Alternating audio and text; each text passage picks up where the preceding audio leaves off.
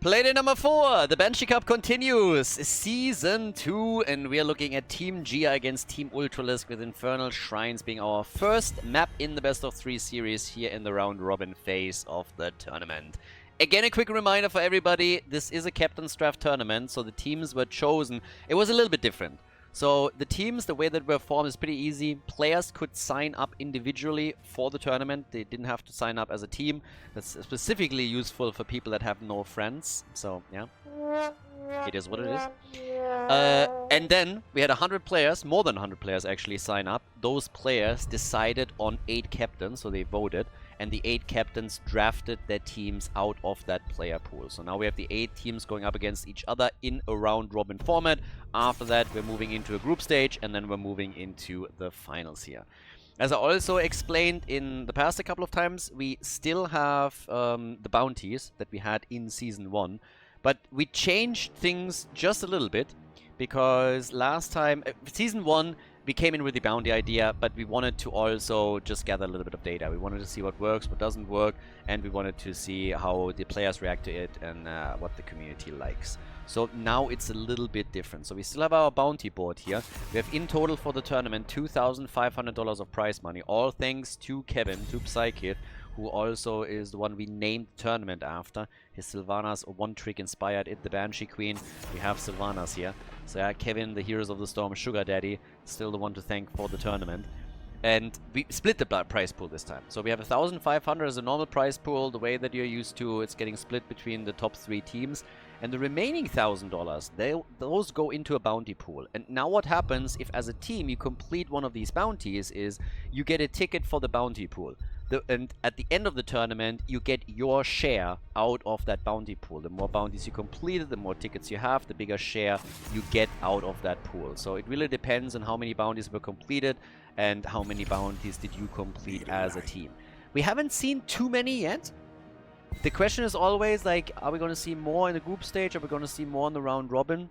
The interesting part with all of it is, though, that with this concept, if there's not a lot of bounties that have been completed yet, your incentive to complete a bounty is actually much, much higher, because you're getting a bigger share out of that pool.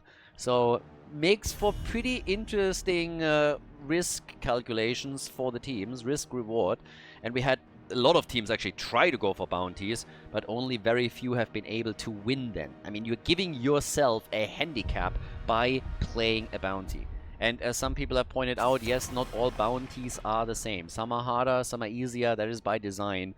It is absolutely normal that we give some bounties out that are a bit easier to complete for teams, just generally speaking.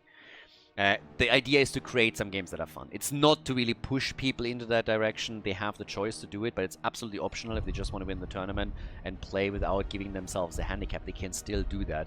For the crazy stuff, we have Meta Madness and other formats, but it's a pretty cool concept. Blaze and Johanna for Team Ultralisk now. Ultralisk himself with Sergeant Hammer. Seems like it's hammer time today. And Banshee ban against Sylvanas. They kind of misunderstood the name of the tournament. It is the Banshee Cup. It's not like you have to ban her all the time. So there is a little bit of a misunderstanding. And yeah. Sereni with Mephisto. Okay. Infernal Shrines as our first map. So Mephisto can definitely do a lot here. We now got May played by Skook. And Gia, he could still play either Kerrigan or, of course, Maiev. Those are 2 heroes that he's been played a lot. And there is a chance that Gia is actually going to do that on Infernal Shrines. It's a good map for it, too. But first, we got Porky. Big shout out, by the way, to the NA players that are playing cross-server. I really appreciate that. It's awesome that we have now a few people playing from NA and even hide from Korea. All here on the European server in this tournament, so it's pretty sweet to see them just making that extra jump. It's always nice having someone do that, and it obviously comes with a disadvantage since they have a higher ping than someone that plays from Europe on the European server. Genji gets played, we get Degat Kane too, and that leaves us with our final pick. So, for the blue team, Gia. My money was on either Kerrigan or Maiev. And we get Hanzo. Okay, just a little bit more damage. Mephisto, not enough for them here. Maiev might have been able to solve that problem, but off we go. Game number 1 in the best of 3 series, everybody. Infernal Shrines. Prepare yourselves for battle. Game number 1, Team Gia against Team Ultralisk. Our first map, ladies and gentlemen, as we are heading straight into this battle to see which team is able to pull this off and who is able to make a couple of moves here. I mean, of course, the question is still, are we also going to get some bounties later? But for now, we have the players already lined up. We get Gia on Hanzo, Richu on the Haka, Skok is playing Mei for the team. We have Sereni on Mephisto. Already talked about this a little bit earlier. And then Yon is playing Lucio, aka Play. On the right side of the map, we got Porky with they got Kane here. Now, he has actually been shifted around just a little bit by the team. He played tank in the first match that they played in the tournament, but then had a couple of issues, I suppose, with ping, and they decided to play him mainly on support. X-Ray is now playing Johanna. We got Ultralisk on Sergeant Hammers. Already expect that Außenseiter, as so often, is playing Genji, and we got a Menaldor on Blaze. Players are ready to go as well after the short break, and yeah, I think Gia got a delivery. Gia was actually asking for like 2 minutes. He's like, guys, I need 2 minutes. I'm right back, and everybody was like, yeah, okay, no problem. And what else could you need 2 minutes for? Either there's two things here. Either his mom told him to take out the trash. That explanation number one. I mean, that's highly likely too, I suppose. Or he got a delivery. And if it was a delivery, then my money is on pizza. And that made me hungry immediately. I have 2 pizzerias that are really, really fire, very close to where I live, and that's highly dangerous. And currently, I wasn't really hungry before I saw that, but now I'm just sitting here and I'm thinking, oh yeah, pizza would actually be pretty nice. That would not be too bad. Like getting a delivery later, you know, maybe after the tournament, sitting there with a pizza, chilling a little bit. I think Solo Leveling and some of the other animes got new episodes out either today or tomorrow. I might even watch that, get myself a pizza, something along those lines. Yeah, either way, it's a dangerous thought. So Gia, you just put that in my head and I blame you for a reason. Ultralisk with Sergeant Hammer down at the bottom of the map. Gia himself with Hanzo this time. And of course, we now have all the way at the top Blaze already getting ready for that side lane play that he will have to execute against the Haka, which is definitely going to be their side laner. I mean, duh. Who else would it be? Bit of action down at the bottom of the map now too, and it's a first kill. Jojo goes down. X-Ray gets deleted, and yeah, they're losing that camp too. Very cool early moves from Team Gia as they are going for the camp, but they're not getting it. Hello? What? They're losing Hanzo? Don't tell me. Okay, the camp gets taken. They steal the camp. They lost Hanzo, but they were able to get the camp here, which is actually quite impressive if you ask me. Because after Hanzo died, I would not have been shocked in the slightest to see them just lose this. But now that they're losing Mei too, I can already tell you that this was definitely not worth it. So a little bit unfortunate, I suppose. 2 kills to 1. For Team Ultralisk. Red team doing well in the early stage of the game. Personally, I'm still a bit surprised that we didn't get either Karrigan or Maiev. I expected Gia to go for one of the two on this map. Level 4 talents kicking in, and of course one of the things that we are going to see here is everybody aiming for an early level 7 talent when it comes to objective number 1. Specifically when you're playing with Sergeant Hammer, that's kind of important. You want to have that extra mobility. And oftentimes Hammer teams, if they don't get that early level 7 or if the objective gets really rushed, will not even commit fully because they are just too exposed with Sergeant Hammer, and we'll see how exactly Ultralisk is going to play it here. I mean, a couple of different options for him for sure, but time will tell. For now, they're already working on the camp. Noteworthy that the first objective spawns at the top. So that immediately means that this is going to be a little bit less impactful. I mean, you still can, of course, get something out of it, don't get me wrong, but it's not quite the same thing as if you have an objective spawning down at the bottom of the map and the top lane is going to be continuously assailed by the camp that you took before that. So yeah, bit of a problem. X-Ray gets killed again. They're farming him. X-Ray is down for the 2nd time now. So yep, bit of a problem for him here. And has to be a bit careful. They're missing their... I mean, they have a tank on the objective, but they're missing their other tank. That's the problem right now. Now still playing around with this as they're aiming to go for another kill because the blue team is now coming in full force, aiming to kill Meneldor. And I think Blaze is going to die. Lucio came in, booped him around once more, and that's that. So that's another kill for them. They're getting a lot here. 3 kills to 2, level 7 kicking in for both teams. Still a lead at least on Shrine minions. And a kill against Mephisto. Okay, so the red team is now fighting back a little bit. I like that. They have the lead on Shrine minions. It's not a big one, but it's still there. Blaze is now coming back after he was just taken out. 3 kills to 3. And yep, it's starting to become more of a party as the teams are going toe-to-toe here. So, me likey. 20 stacks, and the blue team is slowly falling back as they are realizing that Team Ultralisk is going to get the first objective. So yeah, they're going to lock this one in. They're still trying, but it's only 10 stacks that are missing, and they're just too far behind. They can slow this down, buy Dehaka a bit more time to push out some of the lanes here, I suppose. This is probably the most that he can do in that situation. But yeah, the objective, one way or another, is now going to go over to the red team. And then it's a question of how much damage they can do to structures. I mean, how much are they actually able to destroy here? So that's something that we have to watch out for a little bit. And as it stands, they are starting to push through the wall, which is of course the minimum that you want to complete here. Not too much damage honestly down here. We're able to get a little bit of damage in, but that's the objective defeated. Only the wall down, a little bit on the... And he dies again! They're farming him, damn. X-Ray is just like dying, and dying. 4 kills against the red team, and 3 of those are against X-Ray. Blaze died 1. So it's the front line that obviously gets attacked as so often. But he's having a tough time with Johanna. Not really a hero that is known to be on the squishy side. So Jojo gets taken on over and over again and gets destroyed here. Definitely not the best move, but they're trying to go for Blaze again. Meneldor also in a bit of trouble, and Blaze dies once again.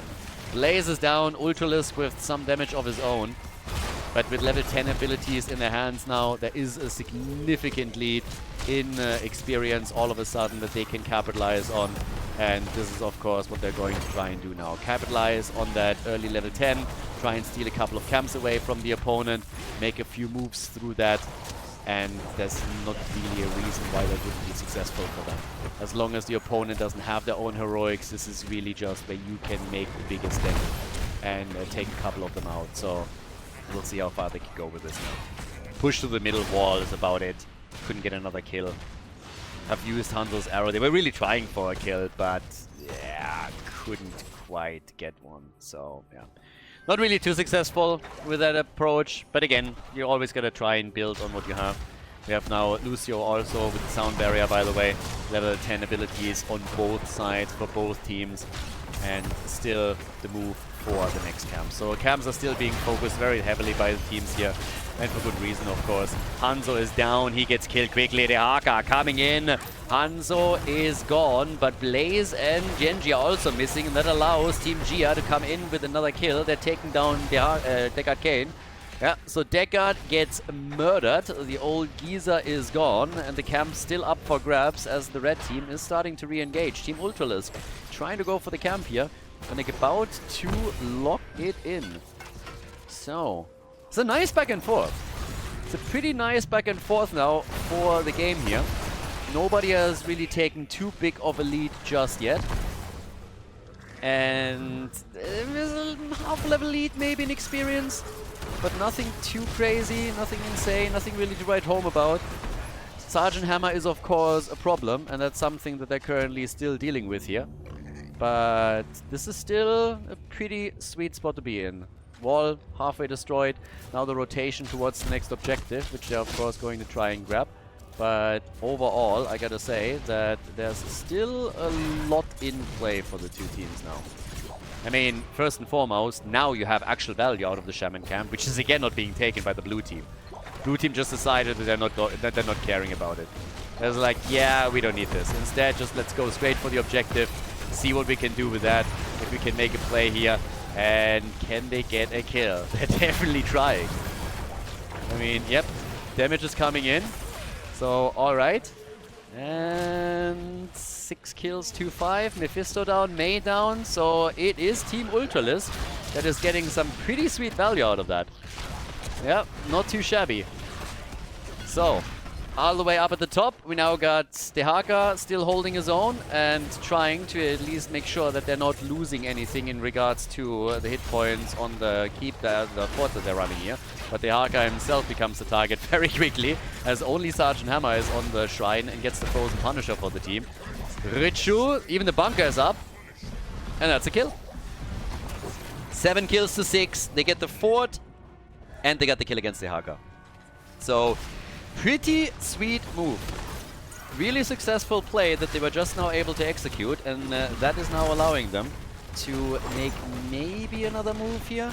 They're already starting to go back in, trying to take down that second fort. Get a little bit more map control, and with a kill against Mephisto, they should be able to make some plays here. Außenseiter able to jump out, damn! Cutting it close, but taking it. Cuts it close for a second, but then is still able to take it. Now we have Skok already starting to move around. The fort is already gone. Außenseiter still needs a bit of healing. Genji always needs healing. He wants the kill though, he gets greedy. Goes deep, wants Lucio, can't claim him. BFG comes out but doesn't hit anything. And they can't get another kill. Not even against Lucio, just zips away as Ultralisk was attempting to make a little move against them. So, yeah, what else can they now do here? That's the big question. We have 15 against 14, 8 kills to 6. The team in red is slightly ahead right now, but how much further can they go with this? That's the bigger question. So at this point, 8 kills to 6. Quick move down to the bottom of the map as they're starting to try and take this one on. Get the camp, get a little bit farther ahead with all of that. With a move against Lucio maybe here. Level 16 tons would be pretty sweet, of course, if you can exploit that window. It's not a big one. The teams are very close in experience, but it's something that they might be able to somehow use. I mean, we'll see.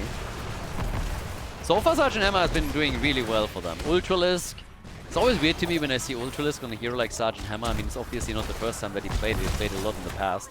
But you usually associate him with someone that has a lot of mobility and that can really just like run the entire game, right? So in this case, we're not getting that. We're now having down at the bottom of the map him slowly starting to whittle down the hit points on the gate and also the tower here. So trying to get a bit more out of this. Yeah, X-Ray. They get the blessed shield! And what a kill! Sweet. Taking down Hanzo. Hanzo is dead, 9 kills, 2-6. Richu, yeah, he gets out. Ice Ball already used, or does he get out? Dehaka might still be in trouble here. Yep, next attack comes in, and all of a sudden we have Dehaka also biting the dust. So Hanzo and Dehaka are both gone now. They're trying to get a counter kill against the red team, which so far hasn't really happened for them. 10 kills, 2-6, and boah. Seems like the game is now fully under the control of Team Ultralisk. They're just looking a bit too strong here, if you ask me. I mean, currently, they're making all the big moves. They have 50,000 damage on Sergeant Hammer. They have 38,000 on Genji. And they are just looking great on this one. All the forts are gone. Red team still holds on to everything, on all the infrastructure. They have everything still in play. And the only question is just, can the blue team break out of it? Lucio is the only one on their end that hasn't fallen yet. And the red team has really found the rhythm. This objective is going to be super important. It's not going to be easy to take for Team Gia either, because there is still a fountain that we're getting for the red team. So they still have an advantage here, which is definitely a bit of a problem. But yep, 10 kills, 2-6 now. And the chance to make a play for the top Punisher. If you're Team Gia, you have to make a move here. You really have to make a move on this and see what you can actually pull off with that. So, yeah. Either way, Ice Wall is already up. They're trying to make the engage happen. And yeah. Not a whole lot that they can really do here. Here comes the ult from Genji as he's starting to come in too. They want the kill. The Haka is a bit low. The BFG. Oh my god. It's Blaze that kills him. But it's Sergeant Hammer that comes in with the big damage. Now May is gone. They get a triple kill here. 3 heroes gone. Really, really nice play. And they are able to just absolutely annihilate them in this encounter. Which gives them another objective and even more freedom on the map. Team Ultralisk looking very, very good now. They're inching closer and closer to level 20, which is of course another problem. Then on top of that, the top wall is already taken out. They can maybe even get some damage in against the keep itself. And then moving in with the Punisher is going to seal the fate of the topside keep. And I mean, who knows? If they get level 20 with this, they shouldn't. But if they're somehow able to grab enough experience for that and then push, they might go for core right away. So, yeah, we'll see. Mortar Punisher is already starting to come in. And, I mean, again, the keep should fall. You have Sergeant Hammer and you have a Punisher. Even if it gets baited into the middle, you should at least lose the keep here. And then on top of that, of course, you have also Sergeant Hammer from a distance can just do work. Absolutely work. Jump is in. Mephisto able to get out. He baited it over. But yeah, the keep just doesn't stand a prayer. Ultralisk is mega safe all the way in the back. They're getting closer and closer to level 20. The passive experience gain that they're grabbing here is obviously already insane. They are 4,000 ahead just on passive experience. Now the Haka is gone, and it looks more and more like this might be the 1-0 lead for Team Ultralisk in this series. Specifically now with May also being annihilated. That's the front line gone. Lucio dies for the first time. And Außenseiter's just getting kill after kill with Genji. 17 kills to 6 and an easy 1-0 for the red team. Team Ultralisk highly successful on Infernal Shrines as they lock in the victory against the opponent. Nicely done. And yeah, pretty impressive. GG. Before we head into game number 2, make sure that you subscribe to the channel if you haven't done it yet so you don't miss out on any future content here on Khaldor TV. Map number 2, Towers of Doom. So, Team Ultralisk is in the lead. Pretty convincing first map. Initially, it was a very big back and forth between the two teams. I mean, really just blow for blow. And then in the middle, it was really just Ultralisk and his boys taking full control over the objective, over the team fights, and just doing their thing. So, big shout out to them. Kudos. They did a great job there. That draft worked perfectly. And for Chia and his team, they just didn't have it there. They couldn't deal with Sergeant Hammer. They had huge trouble in team fights. Now that we're heading into map number 2, this is obviously match point for the red team. Heroes that have been played before cannot be played again. So every hero can only be played once within a match. Just creates a little bit more hero diversity. And we don't always see the Hanzo and Genji show. They're banning out Medivh. I kind of like it. There's a lot of players that have obviously heroes that they're really known for, and just lately we had Team Ultralisk also play with Medivh again a bit. Gia, by the way, can play Medivh too, so Medivh can be very, very annoying. If you have good portal management and your entire team is on the same page, you can just like barrel through a portal, take opponents down very quickly. And then it always becomes a question on what did your opponent pick to control the portals. Do you have Stukov with Lurking Arm? Is there Malfurion with Root? ETC maybe for that power slide? There are tools that you have in order to deal with it, but at least in this case, they don't want to risk anything. They're even banning out Maiev as well against Ultralisk. It's a hero that I could see for GR2. I talked about it in game number 1. But that's the interesting part. There's a lot of overlap in the hero pool of Ultralisk and Gia when you think about it. So, could get interesting. Urel for the side lane, going up against Hogger, as you can already see.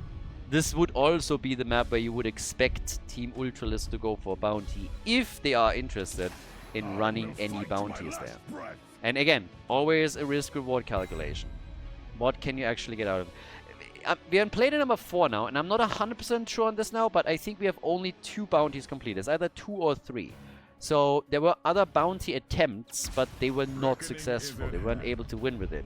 So at this point, if you win a bounty, it would give you around $250 to $300 of extra prize money if the tournament ended right now. I mean, obviously we're expecting more stuff to happen in Best of 5 series later, but still, it's kind of noteworthy that even though we haven't played in number 4, there haven't really been that many successful bounties. There have been a few, unsuccessful attempts as well, but that bounty pool, every single bounty that you complete still gives a pretty big chunk of extra money there. So, something to keep in mind. And I think at some point, if it stays that way, teams are definitely going to start shifting their priority a little bit and be like, alright guys, let's start this in game number 1 and see what we're getting. The teams that have already gotten themselves a bounty, they're pretty happy right now. And it's obviously also, if you can deny a bounty to a team, if you see them making an attempt but you win the game, you shut it down, and you have won yourself, then it also saves you, like you have a bigger incentive to win because it also makes sure that you actually get more. Tyrael together with Tracer, seen this before. Anduin gets banned, so Malfurion is up. You could go for the Holy Trinity of Tracer players with the shield from Tyrael, the extra boosts through Tyrael's level 7 talent, for example, and then also the overheal from Malfurion. Varian played by X-Ray right now, which means that we are unlikely to get meme blades. Yeah, when it comes to bounties, I think one bounty that will be attempted at some point is Alexstrasza Stitches.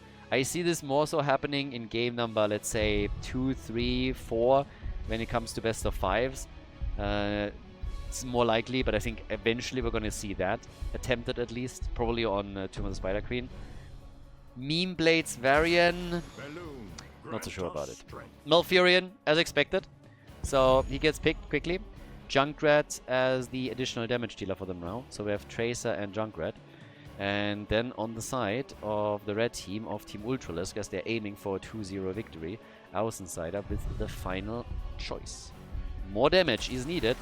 Valeera! There's your bounty, right there! They're trying Valeera. That's a big one, by the way. Probably one of the harder ones that we have in the pool. Valeera is so trash that even in Meta Madness, she basically doesn't get played. And there we talk about a tournament where at some point you have 60 heroes banned. So, yeah, Towers of Doom, everybody. Bounty attempt by Team Ultralisk. Let's go. Team Gia against Team Ultralisk. And, well, let's see what Außenseiter can do with Valeera. Could try and target... I mean, the targets for him are obviously Tracer, Junkrat, Malfurion. So you can do a lot with that. But we talk about Valeera in a moment. We have now play on Tyrael as the main tank up at the front. We got Richu on Hogger for the blue team, Gia on Junkrat, Sereni on Tracer, and we got Skok on Malfurion. Over on the right side of the map, Team Ultralisk with X-Ray on Varian, Ultralisk on Cassia, Porky playing for Nene with Rhaegar, Menaldor on Yrel, and Valeera with Crippling Poison as her level 1 talent choice, played by Außenseiter. So, Valeera is a big one. Again, the problem with Valeera is actually pretty simple. Like, she normally doesn't really have a big impact. Like, the amount of times when we've seen Valeera now attempted is... you can count it off on one hand. Teams really do not like risking it.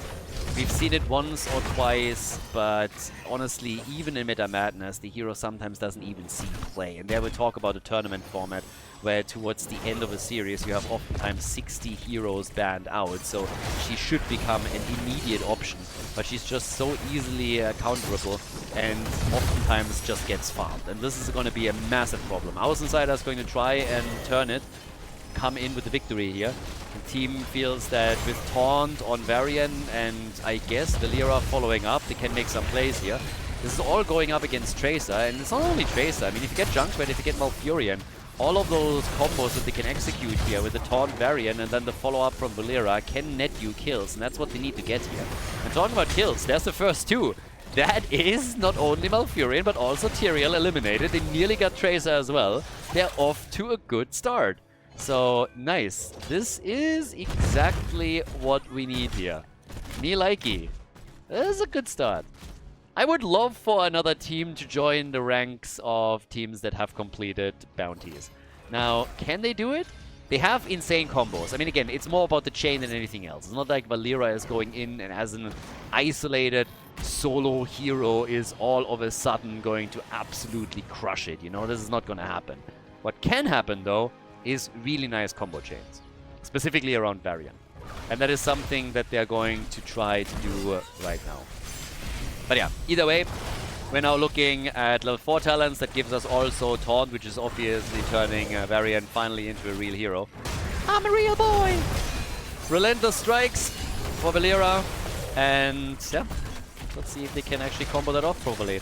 Valera is already sitting at the side here, gets the silence through, but outside of a bit of extra damage against Tyrael and chunking him low, we're not going to get a kill or anything like that just yet.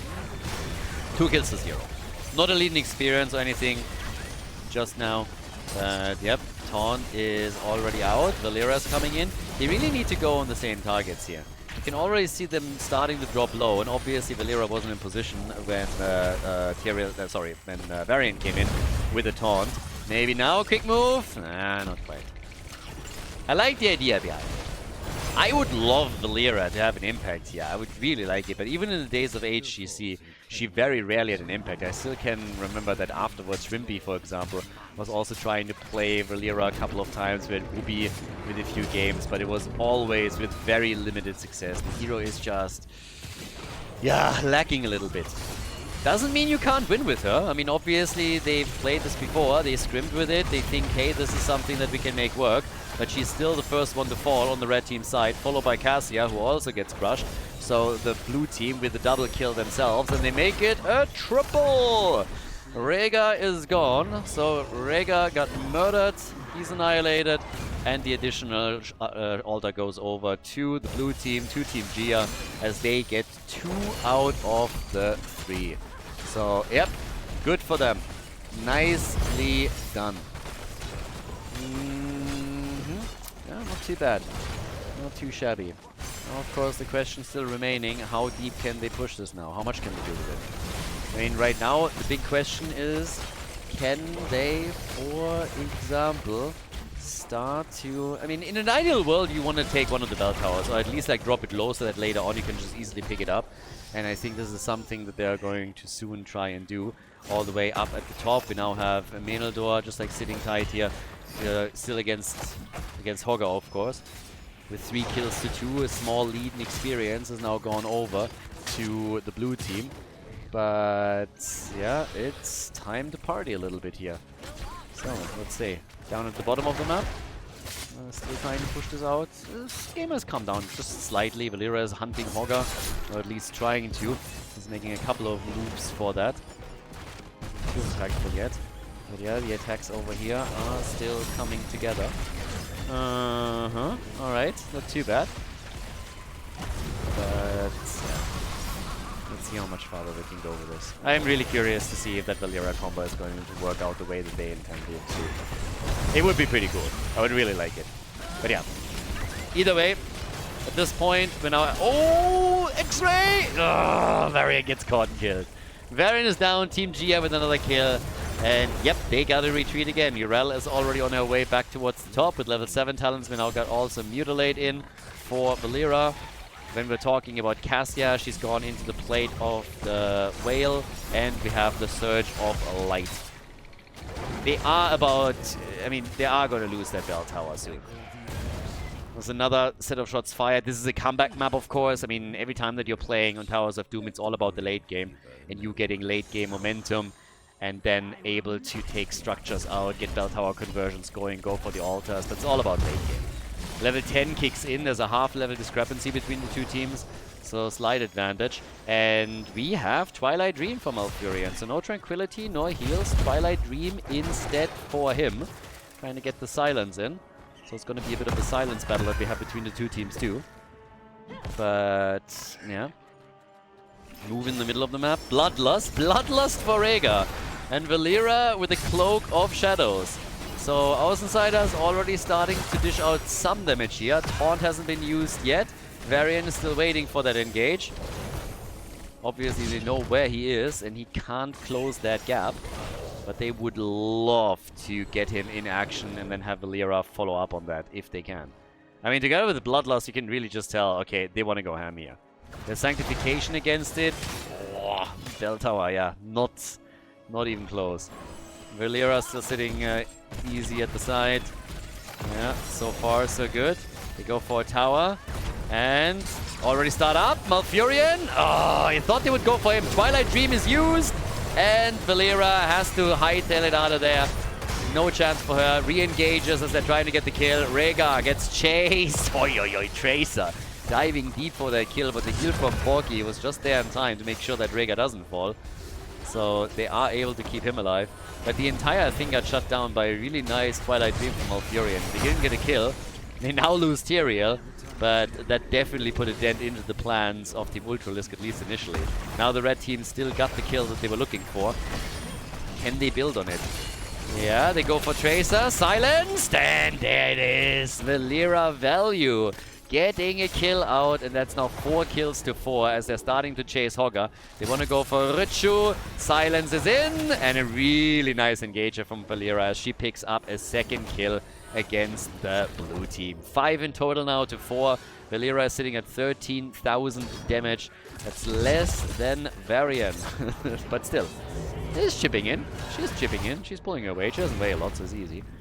5 kills to 4.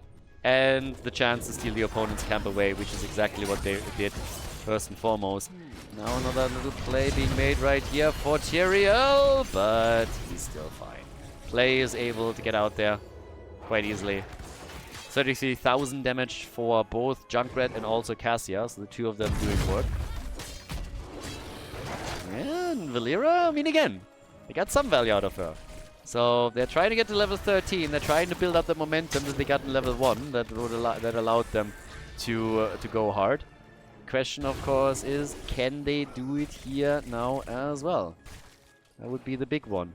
Make a couple of plays right now, make your move, and then try and snowball the entire game. If they get it to that point, fantastic.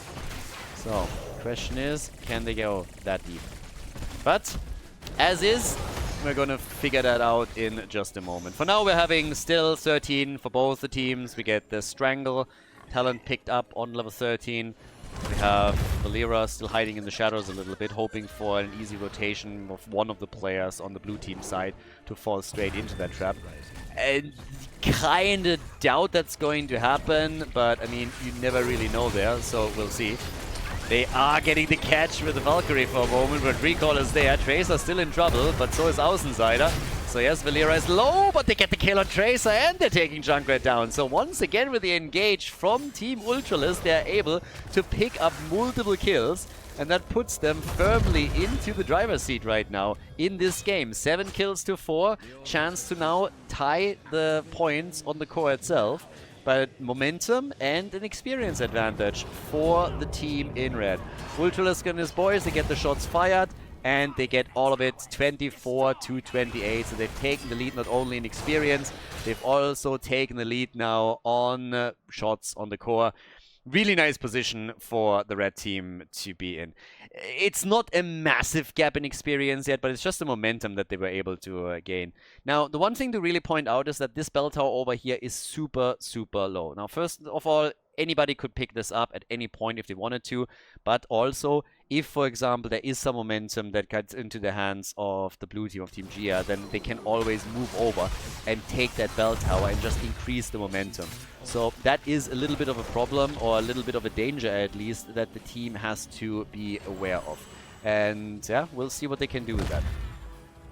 It's a comeback map. You can never count a team out no matter what happens here. We've seen teams come back from 1 point on the core against 33 or more, so yeah.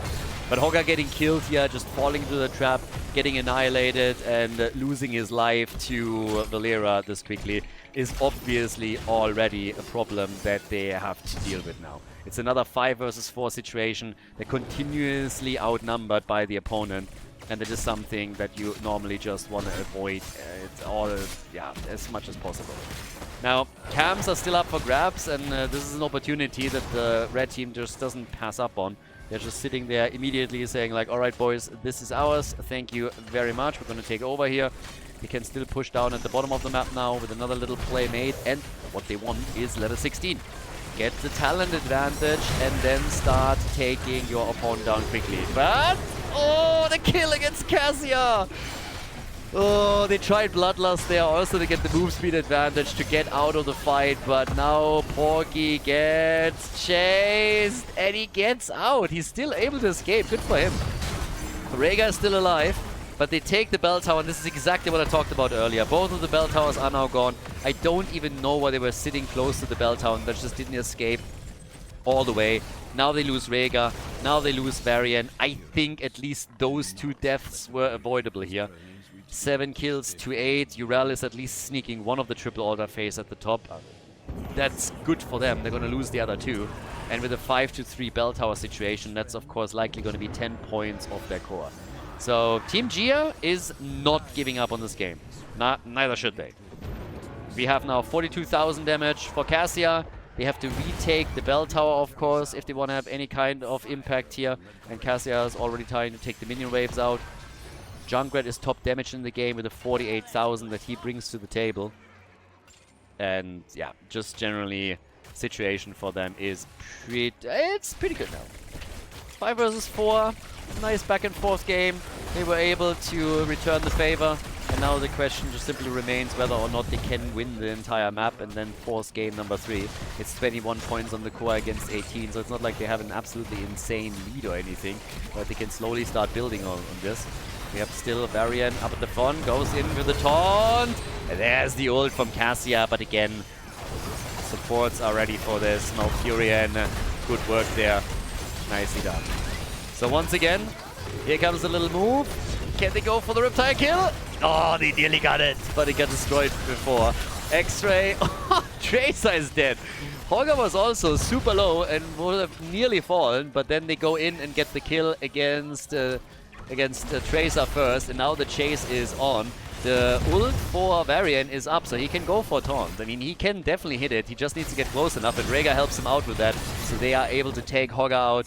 Rhaegar making the big leap and jump, and that allowed them easily to just take out Hogger. That's 2 kills. 5 versus 3 now on the map, and of course with that you are easily in a spot where you can take the bell tower. And by the way, they passed the bell tower at the bottom right, so that one is still in the hands of the blue team. That's still in the hands of Team Gia, but they are still able to claim this one, and on the way back they can of course always grab up number 2. Boss hasn't even been taken out a single time in this game just yet, but is up for grabs as well if the teams want to make a play for it. There's still pumpkins that they can take, and which is where they are currently making their plays. We're having another quick attack over towards the camp here. Tracer at the top left was trying to make a sneaky move. 4 shots are being fired. Cassia slowly whittling down the hit points on the bottom right bell tower. Außenside has to be just very careful that he doesn't get attacked. But they give up the shrine.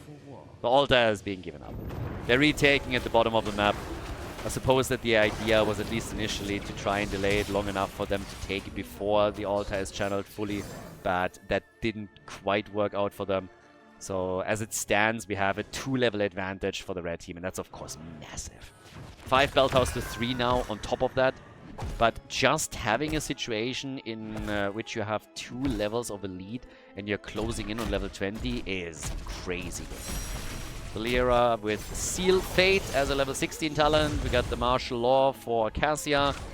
And now a chance, of course, to control the game even further once that you have your level 20 talent, which is exactly what they're going to go for. They got to try and, you know, push the momentum as long as they have it. Because once that level 20 is ready for the blue team, they've essentially caught up, and then it's just a question of how many bell towers do you control. And how is the next fight going to look?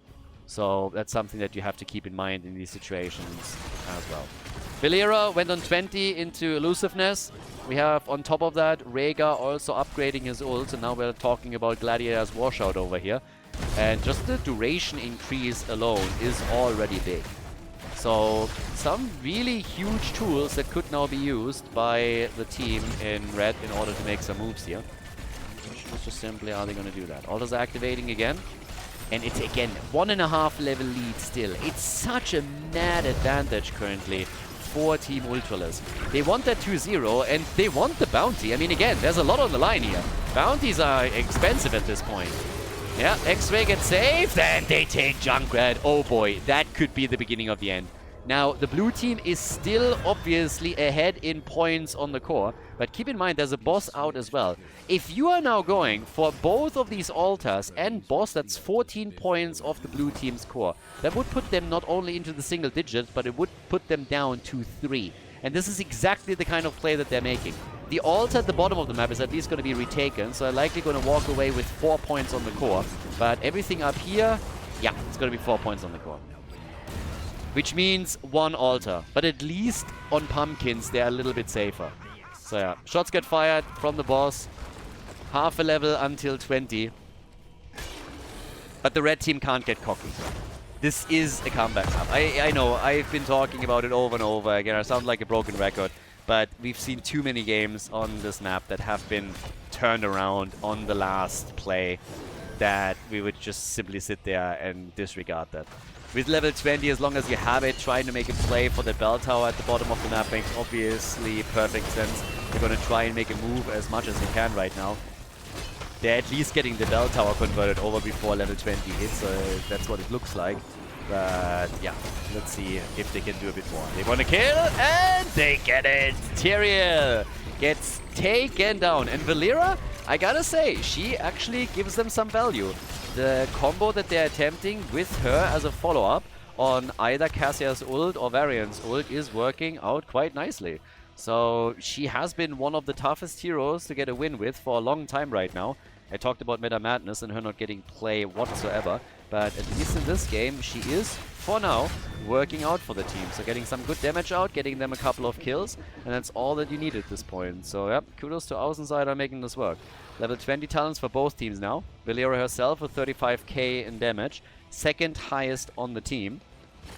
Not quite comparable to, let's say, Junkrat or Tracer, but still. Bloodlust comes in, they want Malfurion, and he has no chance. I feel a little bit bad for Malfurion here. I mean, that was just a raging horde that flanked him from the side. He tried to run, but with Bloodlust, there's just no way. And that, ladies and gentlemen, is a channeled altar. Ultralisk takes it, and that is a win! A win and a bounty! Nice! Congratulations, Team Ultralisk! They lock a bounty in, and they also take the series. GG!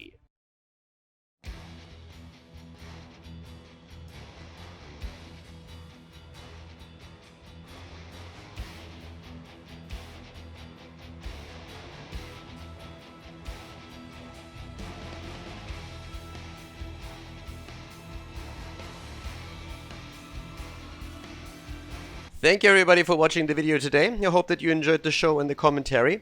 And keep in mind that the spoiler protection that is going to run for the rest of the video is made possible by all the support on patreon.com.